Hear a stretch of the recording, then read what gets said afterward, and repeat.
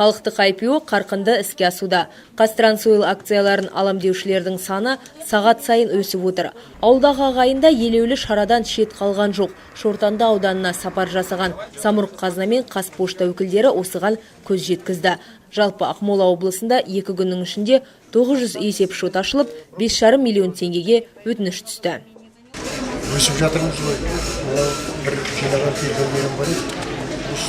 Сала үшін инвестицияға да келгені ғой. Табысты болсын ағайын. Бәрімізге бірдей болсын. Рахмет. IPO аясында 3049 пошта бөлімшесі қызмет көрсетеді. Техникалық жағынан барлығы толықтай жабдықталған.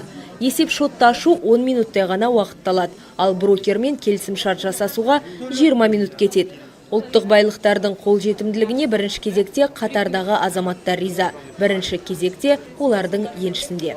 Бірінші кезеңде физикалық тұлғалардан, адамдардан, біздің азаматтарымыздан 7 миллион теңгеге шектеуге жетпегенше акциялар таратылатын болады, өздерінің өтінімдеріне сәйкес.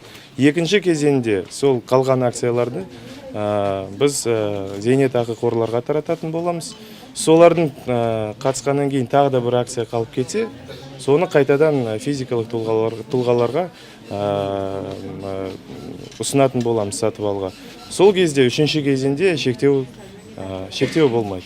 Самұрық-Қазына төрағасының орынбасары мәлім еткенде, IPO шеңберінде Қазтрансойл жаңа дивиденд саясатын мақұлдады. Осыған сәйкес табыстың 40% инвесторлардың қалтасына түседі.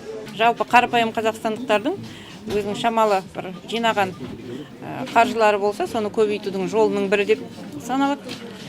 Енді келешекте басқа да компаниялардың акция сатылатын болса, мысалы Кегоктың акциялары сатылатын болса, оны да көруге болады. Өйткені бұл компаниялардың бәрі мемлекеттің қол астында жасап жатқан компаниялар, сондықтан қорықпауға болады. Осылайша тұрғындар жаңа бизнестің түрін еш күмәнсіз игеруге кірісті. Акционер атанған адамдардың жас мөлшерлері де, қызметтері де әртүрлі десек те, олар енді бір компанияны бірлесе иеленіп отыр.